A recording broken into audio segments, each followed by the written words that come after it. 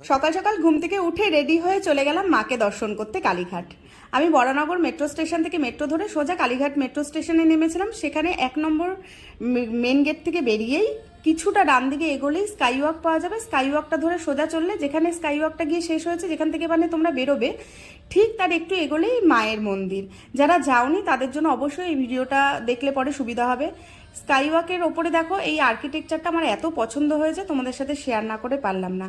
তো যাই হোক, মন্দিরের সামনে গিয়ে দেখবে যে একদম পরপর অনেকগুলো দোকান রয়েছে যেখানে মায়ের জন্য, মাকে পুজো দেওয়ার জন্য সমস্ত জিনিসপত্র পাওয়া যায়। সেখান থেকে তোমরা ডালা রেডি করে নিয়ে যেতে পারো। আমিও ওখান থেকেই ডালা নিয়েছিলাম। ওখানে জুতো রাখারও ব্যবস্থা আছে। আর যখন মন্দিরে ঢুকবে অবশ্যই তোমরা 2 নম্বর গেট থেকে ঢুকো, তাহলে মায়ের গর্ভগৃহে প্রবেশ করতে পারবে। আমি যেদিন গেছিলাম লাইনটা অনেক কম ছিল, লাইন বেশি থাকলেও আমি লাইন দিয়েই পুজোটা দিতাম।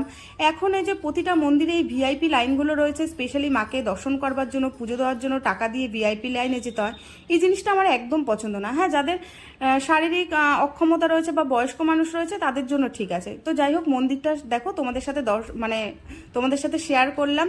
আমি এবার কিন্তু মোবাইলটা রেখে দেবো। আমি কিছুটা সময় একান্তে কাটাতে চাই মন্দিরে, মনটা অনেক শান্তি হবে।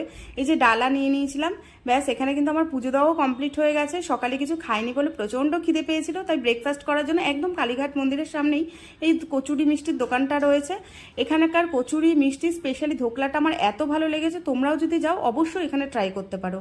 যাওয়ার সময় স্কাই ওয়াক দিয়ে গেছিলাম বলে ভাবলাম স্কাই ওয়াকের নিচ দিয়ে যাই, কেননা স্কাই ওয়াকের নিচেও পরপর লাইন দেওয়া অনেক দোকান রয়েছে যেখানে সমস্ত ঠাকুরের জিনিস, কসমেটিক্সের জিনিস, নানা রকম জিনিস রয়েছে।